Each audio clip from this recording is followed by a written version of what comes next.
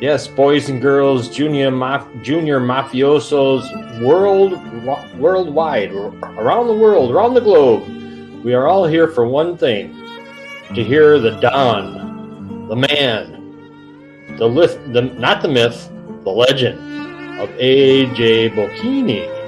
He is here today to share his sports wisdom with us.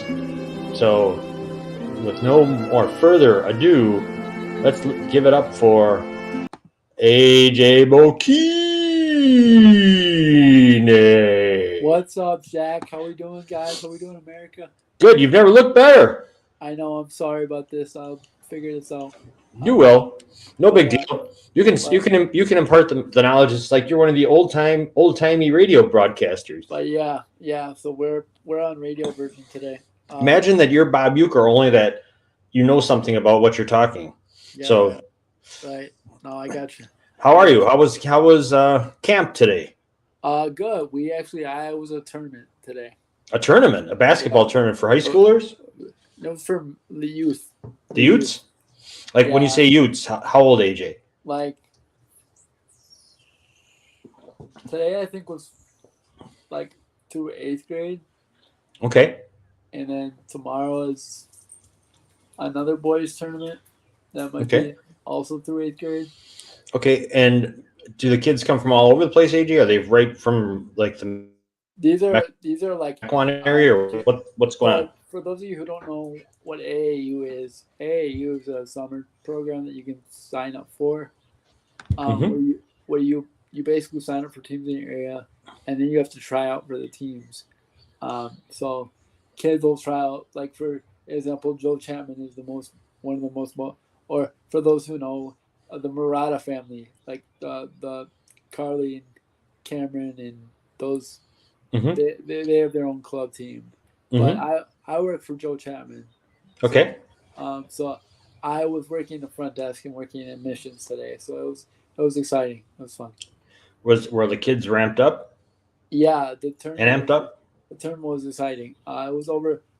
There's two. I think it goes all the way to seven today. I only worked the 9 to 1 shift, so I worked the 9 to 1 shift. I worked 9 to 1 for Joe the next five 5 days or so. So it should be fun. Weekdays too? Yeah, I work Oh, because cool. we have actual camp on Monday. So Okay. Where is this tournament taking place, AJ? at Homestead, so it's easy for me. Homestead High School in Mequon, Wisconsin. For those of Yes. you who do not know where Homestead is, Yeah.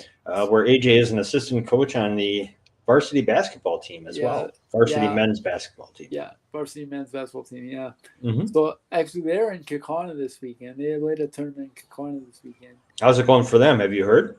They went 1-3, but they played really competitive teams. They played Kekana, they played the Pier, and then they played a game that's they won this they won this morning and lost late lost later in the morning. So For once, they're not playing the teams wearing the pocket protectors. yeah, They're playing real teams, huh? right, exactly, and well, and the thing is too, like we're super young this year. Like Mm-hmm. we're really young. Like we had Tim and we had Trevor. We still have Trevor, but we had Tim. We had some experience last year. We're really young this year. We're like I think our starting lineup when I last coached them was like three sophomores and two seniors. So Okay. that would be for those who don't know. So sophomore year, second year players, and then seniors are fourth year players. Um, so we're Okay. super young, super talented, but super young. So, Okay. Well, they got to take their lumps. They have to learn, yeah, right, exactly. get better. Take your lumps in the summer now, right? Take your lumps Mm-hmm. in the summer. So Yeah. I mean, nobody's ever, whenever you're trying something new, it doesn't, you're not going to win everything right from the get go, no matter what you're doing. You not have right, to exactly, taste a little defeat and some failure to turn around and come back and learn and learn from it and get better. All exactly. right. So how did the Mavericks get so much better to beat the Celtics by 80 points or whatever it was last night? I I don't know. I looked at the score this morning and I don't know. I didn't see any of it. Did you? I didn't, and that was on purpose. Um, I thought it was over. I didn't think it was worth watching, to be honest. Well, But you know, it's, it's bad when your buddy from the USA, who now lives in Croatia, says, "Well, that was too little, too late." well, My buddy y- Phil, my roommate Philip Samuels, who used to live with in Sheboygan. So that's what he said to me yesterday. His exact text to me yesterday was, "That was too little, too late." So well, the thing that here's my deal.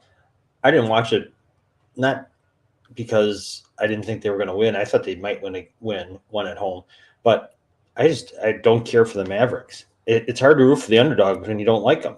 no, you don't. Just don't like it, and I don't like the fact that Jason Kidd spouted off after game one. He said something like Jalen Brown is like the best player in the series or something like that, Mm-hmm. and it was just one of the things like you don't do that. You don't try to use reverse psychology on the opponent. Well, you don't try to use any kind of psychology when you don't have a brain cell in your head, which Right, is exactly. You got. he's I mean, parlayed his playing career into coaching somehow. It's miraculous. I give him credit. He's built a lot of teams out of a lot of money, and good for him. yeah, But I don't get the attraction or see how no, no, why. no, no, and like my dad said the one time, you got a guy who spouts off on your team in Luka Doncic, and you got another guy who still thinks the Earth is flat. So, I, in Kyrie And Irving. it's impossible to root for him. Now tonight, Yeah. the series is probably over. It's 3-0 in hockey, but I'm still going to watch and root for the Oilers because they're likable. Yeah, they're like Connor McDavid is so likable. I mean, He's so good and so likable. Luka is so good on offense. I don't know if you've seen the viral he doesn't play clip any. of him playing defense. They put together like a collage, and people are just in hysterics about it. How bad he is. Right, he doesn't play any defense. So And all he does is bark all the time. I'm just tired of him. just whine. That's all he does is whine. Yeah, he fouled out the other night. That was hilarious, and of course they're all bitching about it. I'd rather watch the entire Brewer game than watch 30 seconds of the finals right now. Brewers got smoked last night. 6-5 it was. Well, I should say, what's his name got smoked? Freddie got smoked. Yeah. Freddie got to figure it out. It was Freddie might end up the bullpen. I don't know. I watched some of that game, and he was grooving those pitches. Those guys were not missing. No, they weren't missing. And you can't groove a pitch to De La Cruz. He's just gonna smoke. Well, he did, and I don't know who hit the long homer. It wasn't De La Cruz. He hits after De La Cruz. It was Fraley, Annie. I think. Hmm? It was Jake Fraley, I think. Whoever it was. My goodness, that was out. Yeah, that one was grooved. Yeah. Bill Schroeder made a good. Excuse me, AJ. Bill Schroeder made a good comment. He said, "There's no way the ballpark's going to hold that one." Did you? Yeah. Shout out to Rock, by the way. 30 years in service, man. Man, that's impressive. 30 years doing anything is impressive. 30 years coming to the ballpark every single day.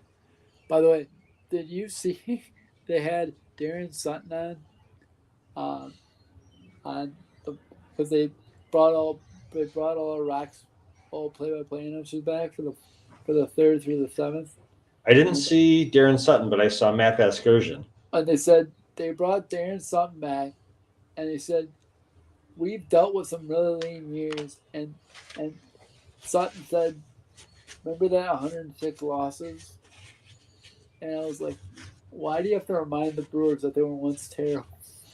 Because they were. That's unforgettable how bad they were for a while. It was awful. It was terrible. Yeah. It was terrible. Yeah. Okay, so another week of Brewers baseball. What do you think? I'm on the fence. You're on the fence. What does that mean?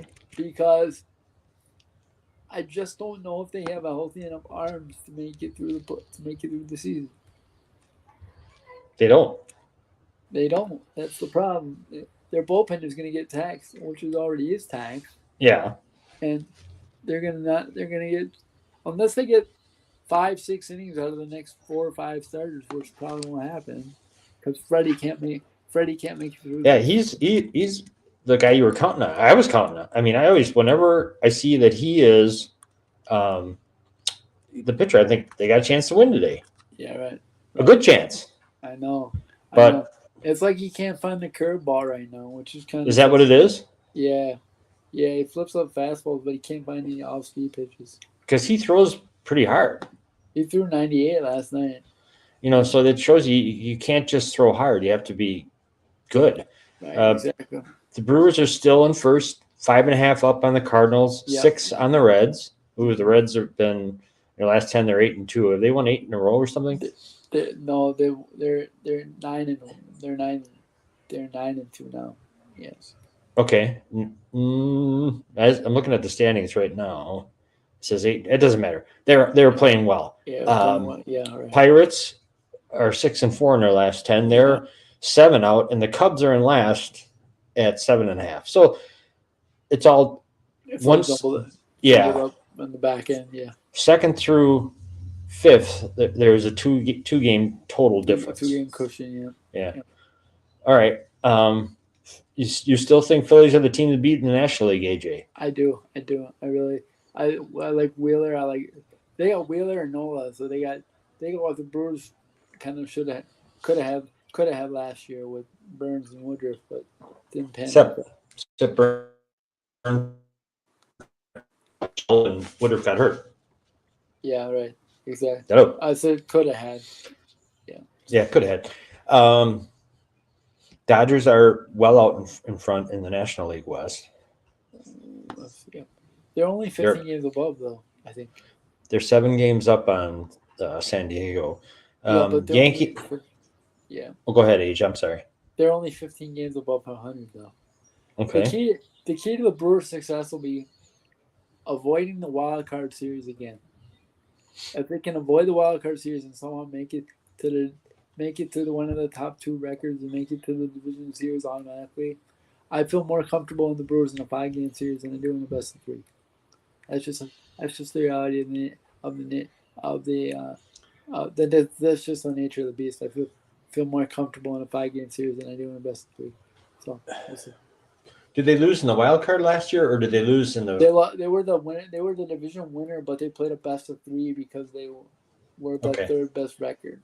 Okay. Do they have the same setup this year in the major leagues? Yeah. So if you're in the top 2, you automatically make the division series. So, but the odds are pretty long. They're going to have a better record than the Phillies and the Dodgers, right? Let me see. Let's see. The Brewers right now are at least 11. They're 11 over. They're at 5. Their winning percentage is .580. They're 40-29. Yeah. The one I'm looking at. Yeah. Okay. Yeah. The Phillies are 47-22. Their winning percentage is .681, so well above the Brewers. Yeah. And the Dodgers are 43-28, like you said, 15 over. They're at 606. So that's 2 games difference. Okay. With the Dodgers and the Brewers. So, and they got the biggest series will be when they go. After this series, they go to LA, play the Angels minus Mike Trout and the Padres. So that's a big stretch for them. I know the Angels aren't very good. People are gonna say, "Oh, the Angels aren't very good." The Padres have a lot of talent on their roster. They do, and a lot of money to spend. So they're 37-36. Yeah, they're right on the fringe of things. So yeah, they're playing 500 over the last 10. Yeah, right. Okay. Anything else? Abner Uribe? Yep. He's going to have knee surgery. Oh, that's another injury. I didn't see him placed on. He was on AAA Nashville last week with unspecified knee problem. Now undergoes knee surgery to fix a right lateral meniscus tear. Oh, yikes! That's not the good. severity of the injury won't be fully known as the doctors begin the operation, and thus Matt Arnold indicated that the outcome could be anything from a light cleanup to a more intensive procedure that could threaten the rest of Uribe's season. knowing that those are the choices, I would bet with the Brewers' record that it's going to be the end of the season for him. That's the way it goes for them. Right. The injury continues what has already been a tough season for Uribe, who posted a 6.91 ERA over 14 and a third innings out of Milwaukee's bullpen before he was optioned to AAA. So he wasn't even with the big club. No, you remember he's the one who got suspended in that Rays series. He threw at the guy. Yeah. The Reds committed 5 errors yesterday in the game Yeah, and still managed to beat. I know. We kicked that ball in the 9th inning, and I was like, "Oh, we're gonna win," and then they got thrown out of home plate. But here's my question. Okay. Blake Perkins, what are you doing? You have 2 outs, 2 runners on, second and third, and you decide to drop down a bunt. You didn't like it?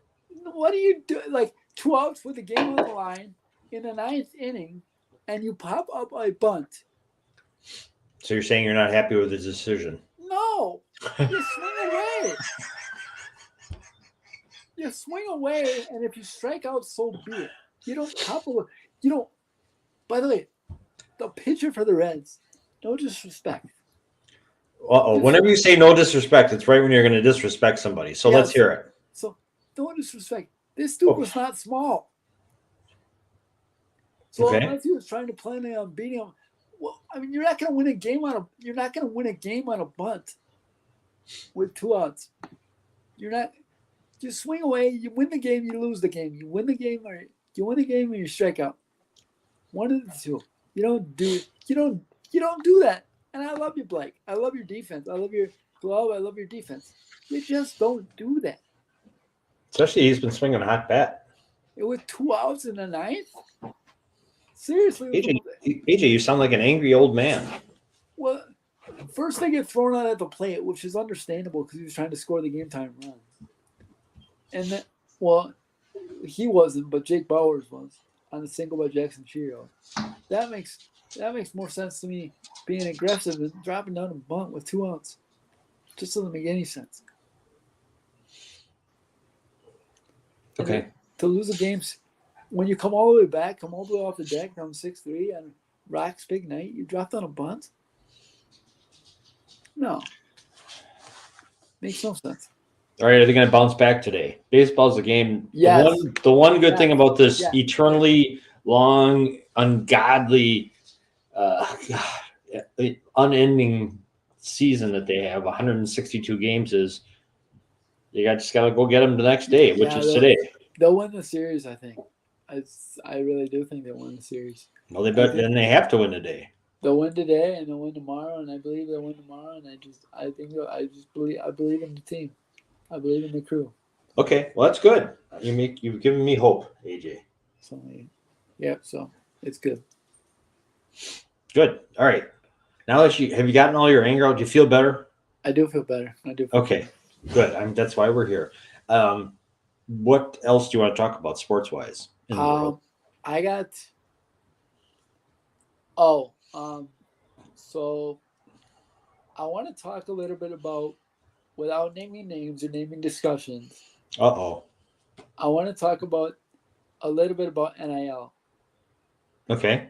What's NIL to the people around the globe who don't know what that is, AJ? It's name, image, likeness. It's a new format that the NCAA is using to allow teams to be able to pay their players to go to school to live in places. And this is, God, it's not even. Is it 3 years old? 2 years? I mean, it's not very long. It's a year and a half. Okay, in a year and a half, it's completely changed college sports. Yeah, right. All of the under the table payments that have been going on forever are now unnecessary. Coming to light. Yeah. The way I understand that. Go ahead, AJ. Put it this way. This is getting crazy because now the 1983 team from NC State has just sued the NCAA. Okay, for their name, image, likeness rights. Now, I understand like the name, image, likeness thing. I understand what you're getting at here, But this is getting crazy. Guys are getting payments of like more than they pay to go to school, and we're Um, losing. We're losing. In my opinion, we're losing. We might as well just say what it is. It's pro sports. It's under 23 pro sports. mhm. I think that's right. That's what it is. And that's what it's been. I mean, no, or at least uh, superficially it hasn't been, but it has been. Um, but AJ, isn't it true that NIL, there's not one like president of oversight of NIL? I mean, There's who not. decides? Who No, decides what's right and what's not? What's over the line? no. What's That's not? the thing. There's not an overseer of the program. I mean, there's. I mean, I have a very valuable. Um, I won't name names, but I have a very valuable inside source that believes there's certain situations. I'm gonna not name certain situations, but there are certain situations where teams have been talking to guys before the seasons are over to go to their school, and I'm not saying who it is, but that could very well be the case. Well, the thing is with sports, a lot with sports and a lot in life. No matter what the rules are, we always thought, well, if we could just be upfront about paying the players, then all this cheating would go away. Yeah, right. Still, even though they come up with a system to pay the players, people are still cheating. Like It's what you're not talking because about, doing things that well, are because unethical. it's not a because it's not balanced. We don't have a system that allows like sets a budget for teams or sets up. We don't have a system that sets a budget for teams. Like certain teams can afford more because they have a bigger pot to pull from in other sports. You know, so Hmm. so I just Or bigger school and have more resources. Yeah, donors. resources. Yeah. So so I just and I think what it hurts the most, to be honest with you, is the product in the lower levels because When you say lower levels, you mean like high school, or do you mean I mean Division like 2 and 3, and I or mean what? I mean like Division 2 and 3 Okay, why does it hurt that? because guys will if guys are good enough at the D3 level, they're just gonna go for them. They're just gonna go to the highest level to see what they can get. You know what I'm saying? Like, for example, can you imagine the amount of NIL money that Duncan Robinson would have made after his freshman year at Williams College if he transferred to Michigan in the NIL era? Or, you know, I'm just throwing names out there, but Hmm. just It's a good example. making the jump from D3 to D1 or D2 to D1 is a lot more enticing when you have the possibility of NIL and exposure now. I just think that's a lot more Isn't enticing. that good for the players though? It's good for the players. It's just it hurts the program. It hurts the lower level programs because unless you're like a consistent performer on the national stage, you're gonna lose. You're gonna oftentimes have to replenish your guys because you're gonna lose. My fear. I shouldn't say that I have knowledge of this, but my fear is that you're gonna lose your best players to the higher levels. That isn't that all hasn't that always been that way though? I mean, Yeah, but if you a didn't. player can get into Division 1, they're going to take that jump, like Duncan Yeah, Robinson, as you mentioned, yeah, as an example. but you had to sit out. Remember, you had to sit out a year. Now you don't even have to sit out a year. You can be instant impact right now. So, because I know, for example, I know that there's um, like when St. Thomas jumped from D3 to D1, it's gonna really impact. It's gonna really help them because they're able to pull from a larger pool and now give the kids the what they deserve, which is the scholarships. So it's gonna be kind of cool. So I'm just it's just a point of discussion. So Mm-hmm. yeah. So I don't know. I don't know. I just think if you're a small D3, it's gonna like a small like look at Birmingham Southern. Mm-hmm. You know, they, their school doesn't exist anymore, and it's no fault. It's no fault of their own. Um, it's just the way it operates. You now in this era of having to support your athletic programs and support your your uh, your your schools, it's just tough. You know, Mm-hmm. because you got to keep it balanced and you got to make sure that everybody gets a opportunity. Mm-hmm. And I just think it's gonna be tougher for the smaller schools. As sad as it is to see, because I'm a small school guy. I went to a Right. small I went to a small school. I mean, Whitewater's only known nationally because of their athletic programs, but it's a small. It's not a big school. It's a small school. It's a school that benefits from having great academic resources that allows kids to expose them to get exposure in different avenues. I mean, look at guys like Craig Kashan and guys that have been able to succeed in different avenues because of the departments they've been in. But now I think it's just gonna be tougher because I think guys will go to a D3 school for maybe a year, play well, and then maybe go to the next level if they're good enough. So I don't really know.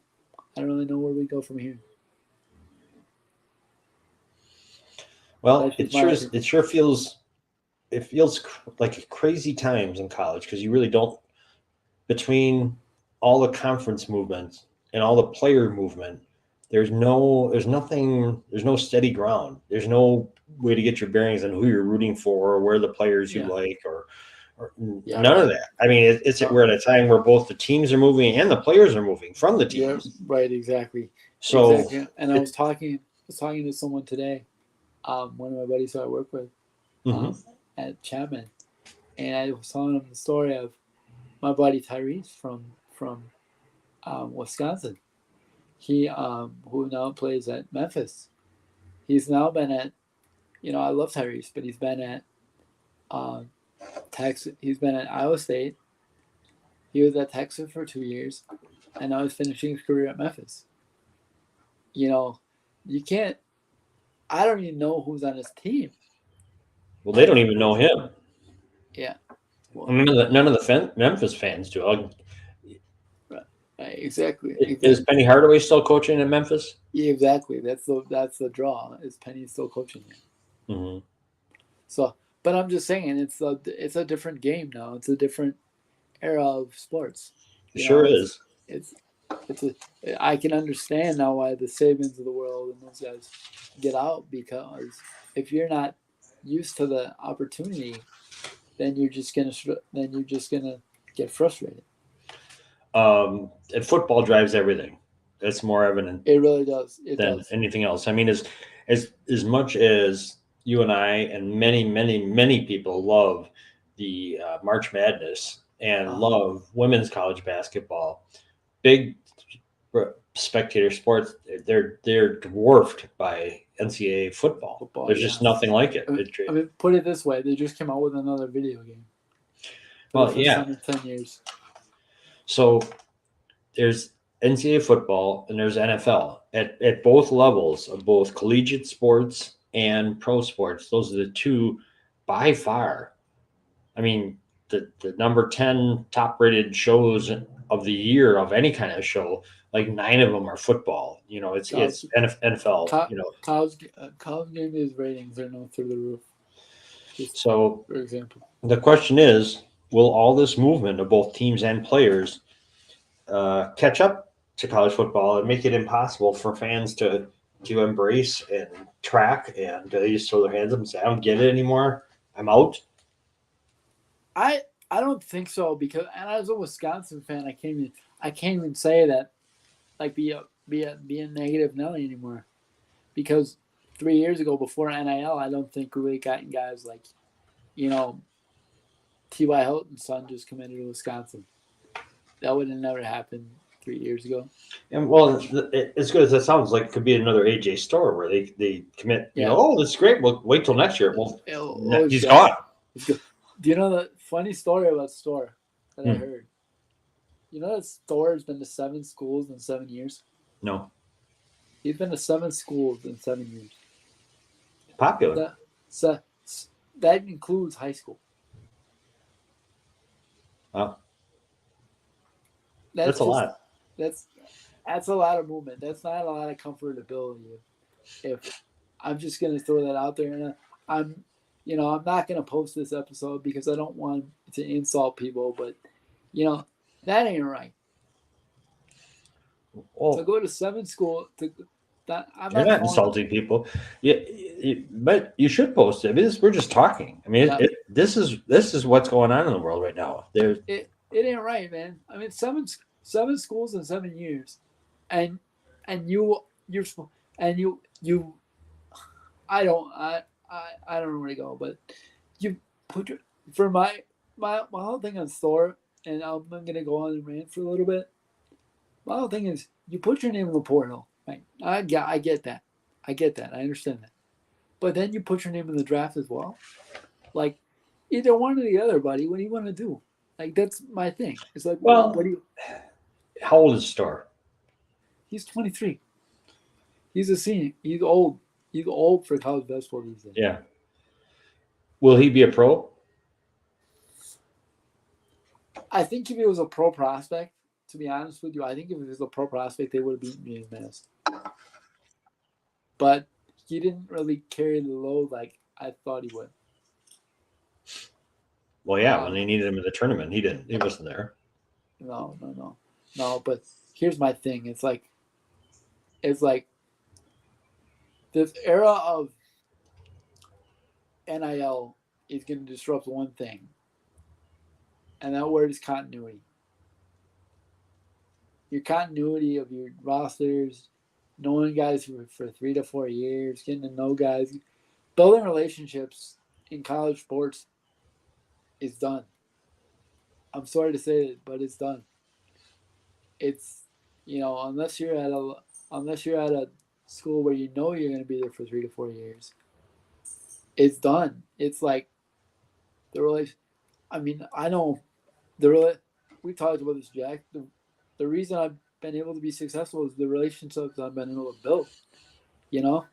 And I think building relationships is just done.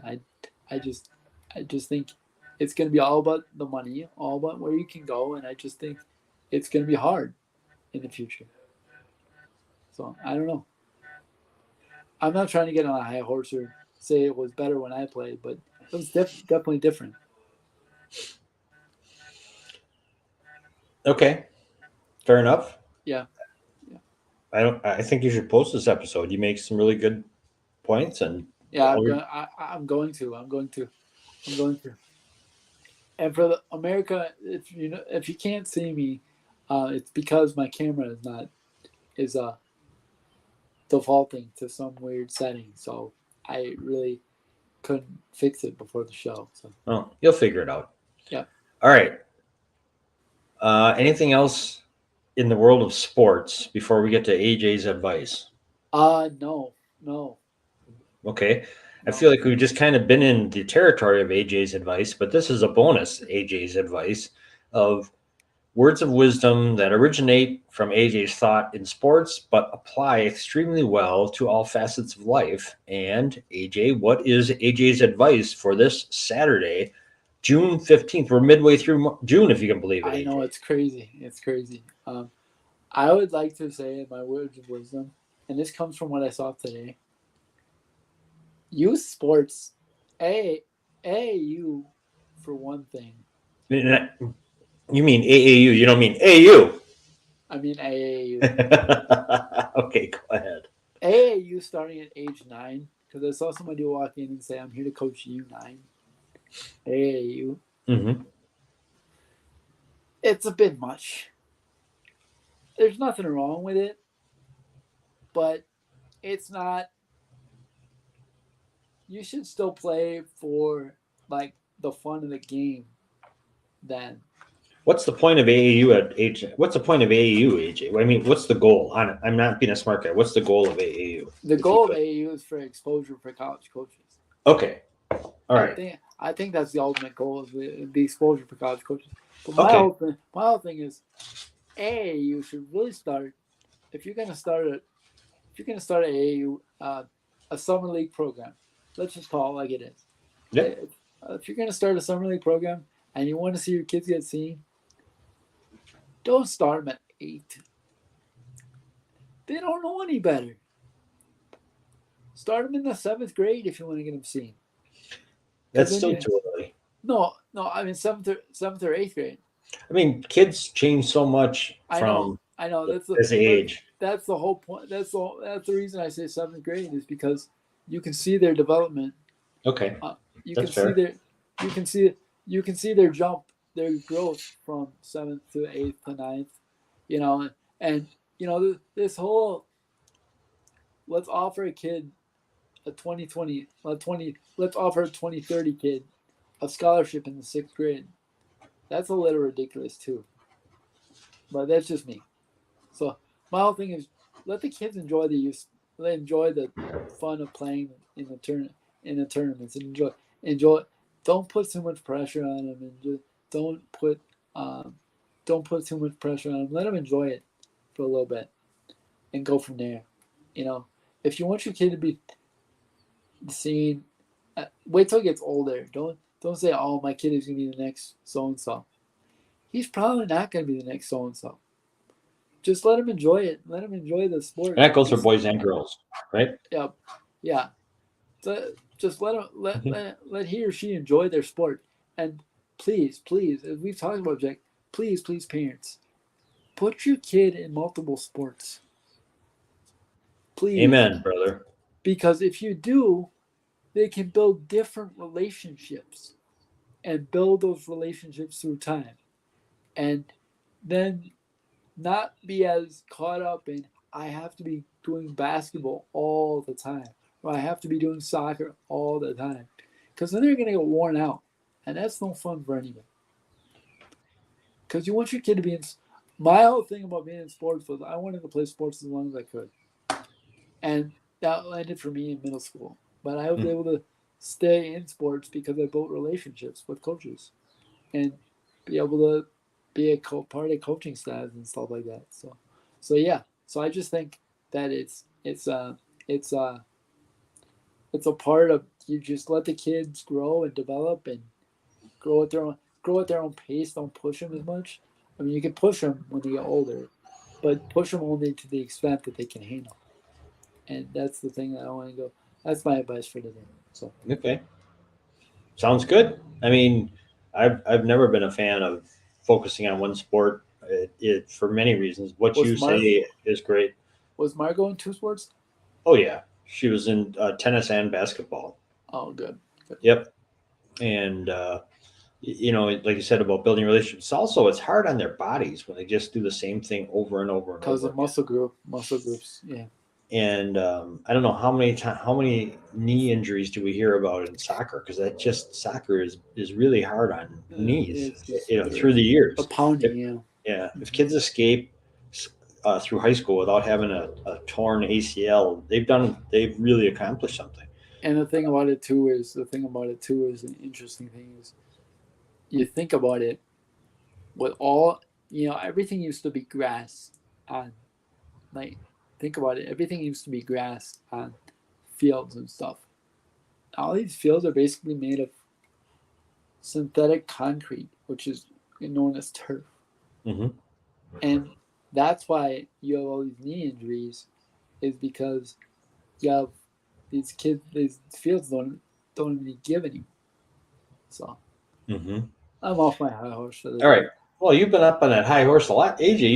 You're like ready for the rodeo. You've been on high horse so much today. Yes, sir. But all the things, it just, and the thought that you're going to have the kids zero in on one sport because they show some promise at it at a young age, and then to the ignoring all the other ones, it's to their detriment because they don't try all these other things. There are a lot of life sports, golf, tennis, things that kids don't play because they're in soccer or they're in basketball all year. It's just crazy stuff. And you That's can't. crazy. That's crazy stuff. The only sports you can't be in all year is football. Really, because you can't play summer. There's no summer. There's no spring football in high school, unless you go to a certain high school. So Yeah, so my thing is get your kids balanced. That's my thing. you bet. Yeah. All right, good one. Awesome. Well, thank you for adapting to my technology issues, America, and we'll be ready to roll on. Oh, and Jack, on Mm-hmm. Tuesday, I don't know if you want to do a show because you have Mel's. No, we're not. We're not. Yeah, you have Mel's thing on Tuesday. Yep, we have the Cedar Creek Classic Bike Extravaganza. Yeah, There's many races. America's Tour of America's Dairyland races are going to be here right in downtown Hooterburg. Today they're in downtown Grafton, and Tuesday they'll be in Cedarburg. The weather is going to be kind of iffy on Tuesday. It's going to be like 90 degrees and rain. I think we'll have to see if they can pull it off. I hope they can. But that's, I mean, you got to deal with the weather. Bikers, they deal with the weather. So, yeah. Monday, Tuesday. Good. Tuesday's not supposed to be as warm, 88 and windy. That they can deal with. I don't know. And this is a public service announcement to Mel and to America. I don't know if I will be there. I'm scheduled to be there. Mm-hmm. But based on my practice schedule, my camp schedule, mm-hmm. I don't know if I'll be able to do both at one time. I mean, I can try to do both, but it's one of those things where I may just be exhausted from this will be Tuesday will be my 4th day in a row of AAU stuff. So yep. I'm gonna go play it by ear. Yep. You can't. You got to do what you're preaching about the kids. You got to get some rest. Yes, sir. Exactly. All right, brother. Well, all right. Hey, that's it. Yeah, and we'll talk about our project at a later date. So. All right. Go Edmonton. Yes, sir. I know you've given up on them. I have not. I refuse to give up until the last second is ticked off the clock. Game. Yep. Yeah, exactly. Got to break this Canadian curse. Exactly. I love the U.S., but Canada's got to win the goddamn Stanley Cup. Yeah, somebody. Eventually, they have to. God. All right, brother. All right. We'll see you. That's it. All right. Have a great week, everybody. Thanks for joining in. And AJ, take care of AJ Bokey.